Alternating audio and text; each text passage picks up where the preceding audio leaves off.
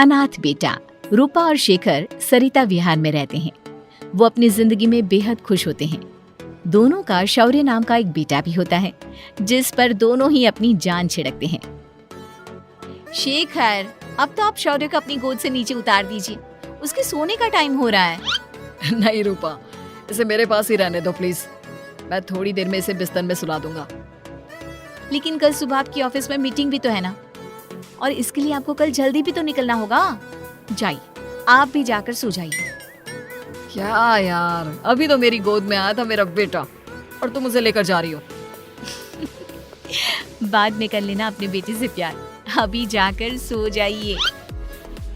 रूपा शेखर से शौर्य को ले रही होती है कि तभी शौर्य रोने लगता है।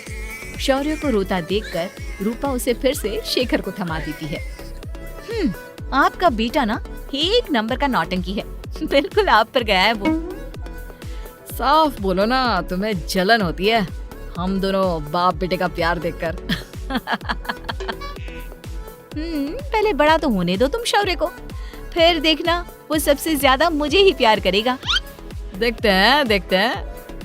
ऐसे ही दिन बीतते चले जाते हैं और एक दिन कैंसर की बीमारी के चलते रूपा की मौत हो जाती है।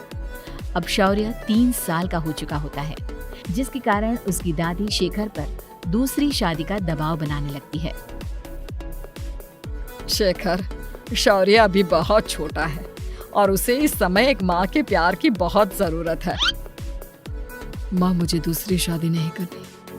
क्या पता जो दूसरी औरत आएगी वो मेरे बेटे को एक माँ का प्यार दे या ना दे। तो रूपा की छोटी बहन वैशाली से ही शादी क्यों नहीं कर लेता? वो तो शौर्य को एक माँ का प्यार पूरा दे सकती है ना।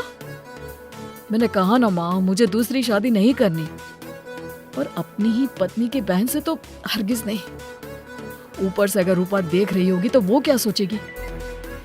अपने लिए ना सही, लेकिन तुझे शौर्य के लिए तो शादी करनी ही पड़ेगी ना बेटा।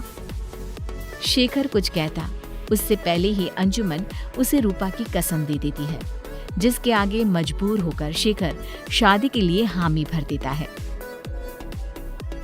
देखो वैशाली, मैंने तुमसे शादी सिर्फ अपने बच्चे के लिए की है।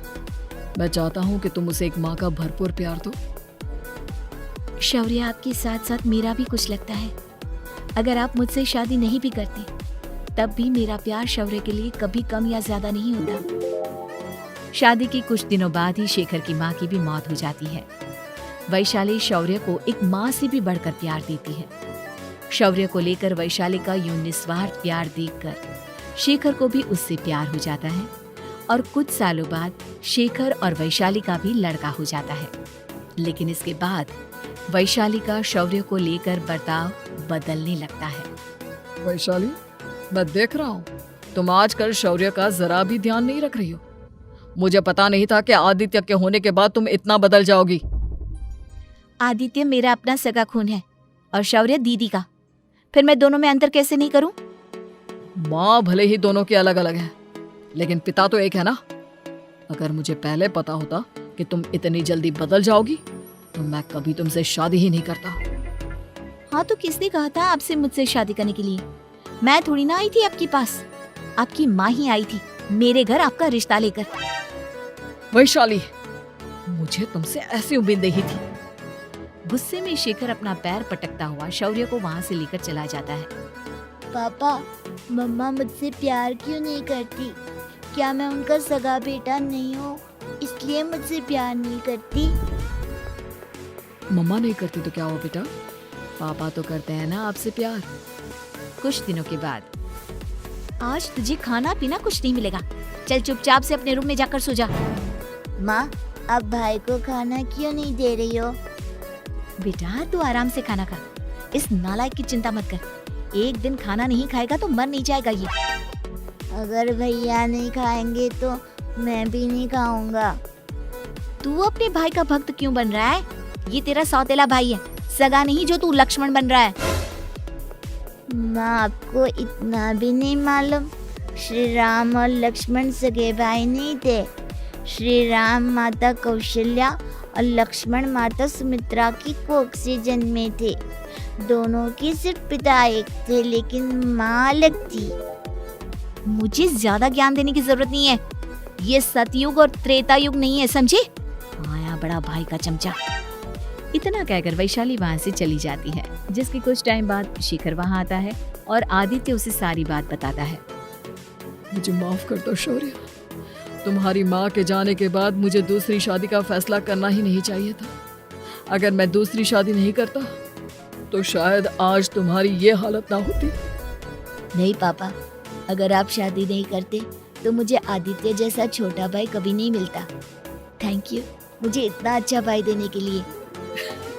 तुम दोनों हमेशा ऐसे ही साथ रहना, फिर कोई भी तुम दोनों का कुछ नहीं बिगाड़ पाएगा। चलो मैं तुम दोनों को आइसक्रीम खिला कर लाता हूँ, बहुत भूख लग रही है ना। शिखर शौर्य और आदित्य को आइसक्रीम दिलाने लेकर जाता है। वो दोनों को पार्क में खड़ा करके आइसक्रीम लेने जा ही रहा होता है, तभी तेज रफ्तार से आती हुई एक गाड़ी उसे कुचल देती है और उसी पल शेखर की मौत हो जाती है, जिसके बाद शौर्य की जिंदगी नर्क से भी बदतर हो जाती है। सुन रहे चिरकुट, इस घर के किसी भी सामान को मेरी मर्जी के बगैर हाथ मत लगाना। इन सब पर अब तेरा कोई हक नहीं है, समझा? ठीक है माँ, मैं आपकी इजाजत के बगैर किसी चीज को हाथ नहीं लगाऊंगा। चल जाकर अब पूरे घर की सफाई कर। महज 7 साल का शौर्य वैशाली के कहने पर अपने नन्हे नन्हे हाथों से पूरे घर की सफाई करने लगता है। ऐसे ही दिन बीतने लगते हैं, लेकिन मासी से माँ बनी वैशाली को उस मासूम से बच्चे पर जरा भी तरस नहीं आता। क्यों शौर्य, ये घर में इतनी गंदगी कैसे हो रही है? ढंग से सफाई नहीं की है क्या तूने? माँ मैंने तो अच्छे से सफाई की थी, लेकिन आदित्य बार बार इधर उधर चलकर गंदा कर देता है। अच्छा, खुद से एक काम ढंग से नहीं होता और अपनी गलतियों का जिम्मेदार मेरे बेटे को ठहराता है। इतना कहकर वैशाली बांस का डंडा उठाकर शौर्य को जोर जोर से मारने लगती है। तभी वहां वैशाली के मायके वाले भी आ जाते हैं और उसकी सारी करतूतें देख लेते हैं। माँ मैं ऐसा क्या करूं जिससे आप मुझे भी आदित्य के जितना प्यार करोगी? बोलिए ना माँ, मेरे क्या करने से आपके अंदर मेरे लिए ममता जागेगी? वैशाली शौर्य की एक नहीं सुनती, उसके ऊपर डंडे बरसाती जाती है। हद पार होते देख वैशाली की माँ उसका हाथ पकड़ती है और जोर से उसे थप्पड़ मारती है। यही सब करने के लिए तूने दामाद जी से शादी की थी? हमने सपने में भी तुझसे ऐसी हरकत की उम्मीद नहीं की थी। तू माँ नहीं, माँ के नाम पर एक धब्बा है। बस कीजिए माँ, आदित्य के इस दुनिया में आने से पहले मैंने इसे बहुत प्यार किया था, लेकिन अब जब मेरी खुद की औलाद है तो मैं किसी और के बच्चे से प्यार क्यों करूं? अरे नालायक औरत, जिसे तू किसी और का बच्चा कह रही है वो तेरी खुद की सगी बहन का बच्चा है। बहन है तो क्या हुआ, मेरे अपने बच्चे से बढ़कर तो नहीं हो सकता ना ये कभी। अगर यही बात थी तो तू हमें पहले बता देती, हम शौर्य को अपने साथ ले जाते। उसे इस तरह प्रताड़ित करने की क्या जरूरत थी? अगर आपको लेकर जाना है ना तो ले जाइए इसे, मैं नहीं रोकूंगी। नहीं माँ, मुझे कहीं नहीं जाना, मुझे आपके साथ ही रहना है। मैं तेरी कोई माँ बाबा नहीं हूँ, तेरी माँ मर चुकी है, समझा? अब निकल जा मेरे घर से। माँ अब बहुत गंदी हो, मुझे भी नहीं रहना आपके साथ, मैं भी भाई के साथ ही जाऊंगा। अरे तू क्यों जाएगा, तू तो मेरा सगा बेटा है, जाने दे इसे। हम यहाँ ऐश से रहेंगे, तुम्हारे पापा बहुत सारी जमीन जायदाद छोड़ गए हैं तुम्हारे लिए। नहीं माँ, मुझे भाई के साथ जाना है। आप अच्छी नहीं हो, आप बहुत बुरी हो, आप भाई को बहुत परेशान करती हो। देख वैशाली, तुझसे ज्यादा समझ तो इस मासूम बच्चे में है। ये तेरे बुरे कर्मों का ही नतीजा है जो आज तेरी सगी औलाद खुद से तुझे ठुकरा रही है। आदित्य, तुझे इस शौर्य ने भड़काया है ना मेरे खिलाफ? नहीं माँ, मुझे किसी ने भड़काया नहीं, पर मैं सब देखता हूँ, सब समझता हूँ। भाई बहुत अच्छा है, वो आपकी जैसा नहीं है। चलिए नानी। इतना कहकर वैशाली के मायके वाले आदित्य और शौर्य को अपने साथ ले जाते हैं और इस तरह वैशाली बड़े से घर में अकेली पड़ जाती है। 2 बेटों के होते हुए भी आज उसे माँ कहकर बुलाने वाला कोई नहीं होता।